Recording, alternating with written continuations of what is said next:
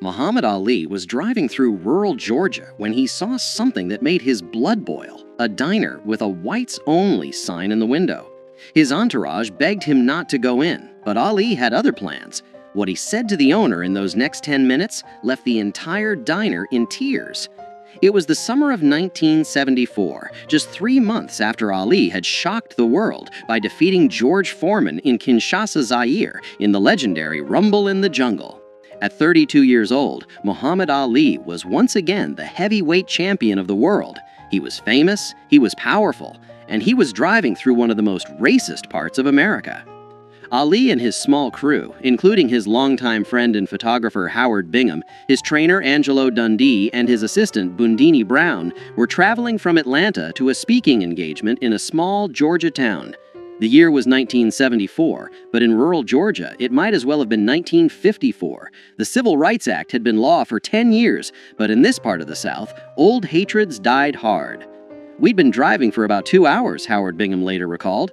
"Ali was hungry, and we were looking for some place to eat. Then we saw this diner on the side of the road. It was a small, run-down place called Miller's Diner. The paint was peeling, the parking lot was dirt, and there in the window, plain as day, was a handmade sign that read, 'Whites only, no colored served.' Bundini Brown saw it first. 'Champ, keep driving, that place ain't for us.' But Ali had already stopped the car. He sat there for a moment, staring at that sign, his jaw clenched tight. 'Ali, come on, man,' Angelo Dundee said from the back seat. 'We'll find somewhere else. This ain't worth it.' Muhammad Ali didn't say a word. He just opened the car door and started walking toward the diner. 'Oh no,' Howard Bingham said, grabbing his camera. 'Here we go.' The three men scrambled out of the car and followed Ali. They knew that look on his face. They'd seen it before he walked into the ring. It was the look of a man who had made up his mind, and nothing was going to change it. When Ali pushed open the door to Miller's Diner, the bell above it rang, and every conversation inside stopped dead. There were maybe 15 people in the place, all of them white, all of them staring.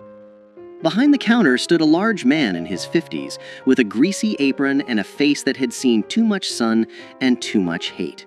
His name was Earl Miller, and this was his diner. He'd inherited it from his father, who had inherited it from his father. 3 generations of Millers had run this place, and 3 generations had refused to serve black people. Earl Miller's eyes went wide when he recognized Muhammad Ali. For a split second, something that might have been excitement flashed across his face. Then he remembered where he was and who he was, and his expression hardened into stone. "We don't serve your kind here," Miller said, his voice loud enough for everyone to hear. "Can't you read the sign?" The diner was silent. A few customers looked uncomfortable. Others looked eager, like they were hoping for a confrontation. One elderly couple quietly stood up and left. Muhammad Ali walked slowly to the counter, his eyes never leaving Earl Miller's face. When he spoke, his voice was calm, almost friendly. "I can read just fine," Ali said. "In fact, I've read a lot of things.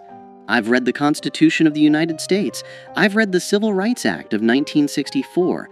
And I've read the Quran, which teaches me that all men are brothers, regardless of the color of their skin." Miller's face reddened. "I don't care what you've read. This is my property, and I got a right to refuse service to anyone I want. Now get out before I call the sheriff." Ali didn't move. Instead, he did something that surprised everyone in that diner. He smiled. "You know who I am?" Ali asked. "Yeah, I know who you are. You're Cassius Clay, the boxer." "Muhammad Ali," Ali corrected gently. "And you're right, I am a boxer. In fact, I'm the heavyweight champion of the world. 3 months ago, I beat George Foreman, a man everyone said couldn't be beaten. I've fought the toughest men in the world, and I've won most of those fights." Miller crossed his arms. "What's your point?" "My point," Ali said, still smiling, "is that I could walk behind that counter right now, and there ain't nothing you could do to stop me. I could knock you out with one punch. I could tear down that sign in your window. I could make you regret every racist thing you've ever said or done." The tension in the diner was thick enough to cut. Miller's hand moved toward something under the counter, probably a baseball bat, or maybe worse. "But I'm not going to do that," Ali continued, his voice still calm. "You know why? Because I'm not here to fight you. I'm here to talk to you. I'm here to ask you a question." Miller's hand stopped moving. "What question?" "I want to know who taught you to hate." For the first time, Earl Miller looked uncomfortable. His eyes darted to the other customers, but none of them met his gaze. "My daddy," Miller said finally. "My daddy taught me that whites and coloreds don't mix. That's just how things are." "And who taught your daddy?" Ali asked. "His daddy, I guess." And so on, Ali said, nodding. 3 generations of Millers, all teaching the next generation to hate people they don't even know. All teaching their sons that the color of a man's skin is more important than the content of his character. Ali leaned against the counter, his posture relaxed, conversational. "Let me tell you something about my life, Earl." "Can I call you Earl?" Miller didn't respond, but he didn't object either. "I grew up in Louisville, Kentucky," Ali continued. "When I was 12 years old, my bicycle got stolen. I was so angry, I wanted to fight whoever took it. A police officer named Joe Martin told me I better learn how to fight first, so he taught me how to box. You know what's interesting about Joe Martin, Earl? He was white." Ali paused, letting that sink in. "The man who changed my life, who set me on the path to becoming heavyweight champion of the world, was a white man. My trainer, Angelo here," Ali gestured to Dundee, "he's white. Some of my best sparring partners were white. Some of my toughest opponents were white. And you know what I learned? White people ain't all the same, just like black people ain't all the same. There's good ones and bad ones in every color." "That's different," Miller muttered. "Those are your people, your work people." "No," Ali said firmly, "they're just people. That's my point. When I look at you, Earl, I don't see a white man. I see a man who's scared." "I ain't scared of nothing," Miller shot back. "Yes, you are," Ali said gently. "You're scared of change. You're scared that if you treat black people like human beings, something bad will happen. Maybe you're scared your daddy would be disappointed. Maybe you're scared your customers will leave. Maybe you're scared that admitting you were wrong all these years means you wasted your whole life hating people for no good reason." Earl Miller's jaw worked, but no words came out. Ali turned to look at the other customers in the diner. "How many of you agree with Earl here? How many of you think that sign in the window is right?" Nobody raised their hand. A few people looked at their plates. One middle-aged woman spoke up quietly. "Earl, the law says you can't have that sign anymore." "I don't care about the law," Miller said, but his voice had lost its conviction. Ali turned back to Miller. "Let me tell you what I see when I look at that sign, Earl. I see fear pretending to be strength. I see a man hiding behind his daddy's hate because he's too scared to think for himself. I see someone who could be better but chooses not to be." "I ain't scared of nothing," Miller said. "You're right, I don't," Ali agreed, "but I'd like to. See, here's what I believe, and this comes from my faith, from Islam. I believe that Allah created all people equal. I believe that the only thing that makes one person better than another is their actions, not their skin color. And I believe that it's never too late to change." Ali reached into his pocket and pulled out a $20 bill. He placed it on the counter. "I want to buy lunch for everyone in this diner," Ali said. "Black or white, it doesn't matter. I want everyone here to eat together, as equals, as human beings." Miller stared at the $20 bill like it was a snake. "I ain't taking your money," he said. "Why not?" Ali asked. "Is it because I'm black? Because I thought money didn't have a color." A few people in the diner actually laughed at that. The tension was beginning to break. Ali leaned in closer, his voice dropping so only Miller could hear. "Earl, I'm going to tell you something, and I want you to really hear me. In 10 years, maybe 20, you're going to be an old man, and you're going to look back on your life and ask yourself what you stood for. Are you going to be proud that you kept a racist sign in your window? Are you going to tell your grandchildren that you once refused service to the heavyweight champion of the world because of the color of his skin? Or are you going to tell them about the day you changed, the day you chose to be better?" Earl Miller's hands were shaking. His eyes were red. "I don't know how," he said quietly. "How to what?" Ali asked. "I don't know how to change. This is all I've ever known." Ali smiled, and this time it was warm, genuine. "You start by taking down that sign." For a long moment, Earl Miller stood frozen. Then slowly, He walked from behind the counter. Every eye in the diner followed him as he went to the window, reached up, and tore down the whites-only sign. He crumpled it in his hands, walked to the trash can, and threw it away. When he turned back, there were tears running down his face.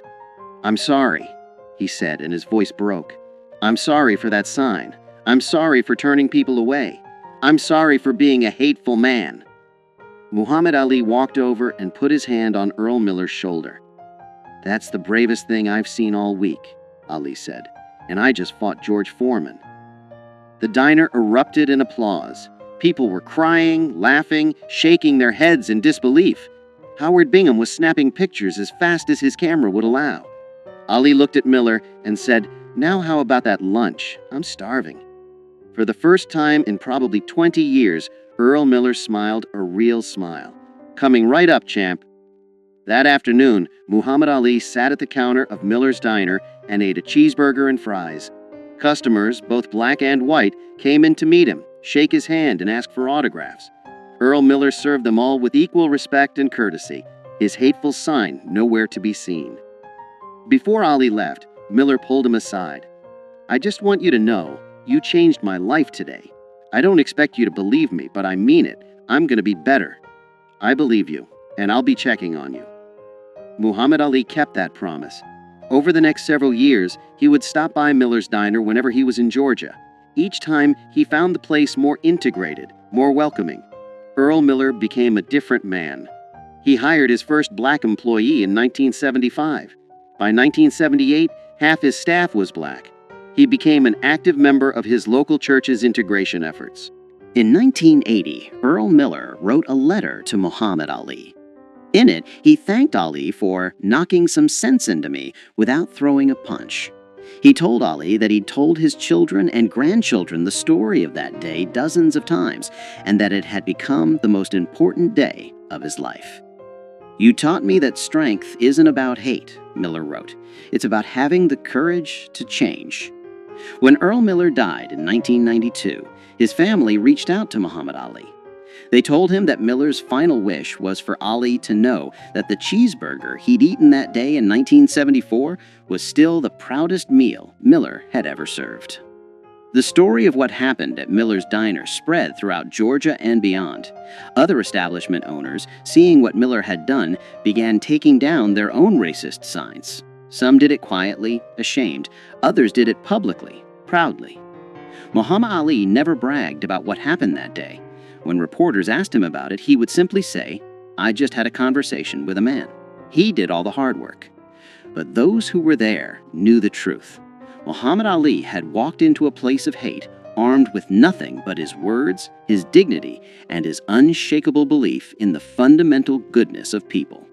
He had faced down racism not with his fists, but with his humanity. And he had won the kind of victory that matters more than any championship belt. Because anyone can knock a man down with violence, but it takes a true champion to lift a man up with words. Today, the building that once housed Miller's Diner still stands in rural Georgia. It's been converted into a community center. And on the wall, there's a plaque that reads, "On this site in 1974, Muhammad Ali taught us that the most powerful weapon against hate is not a fist, but an open heart." If this story moved you, share it with someone who needs to hear it. Because the fight against hate isn't won in a single moment. It's won in 1,000 small conversations, one changed mind at a time. And sometimes, all it takes is one person brave enough to walk through that door. Muhammad Ali showed us that you don't need to throw a punch to knock out hate. Sometimes all you need is the courage to speak the truth with love.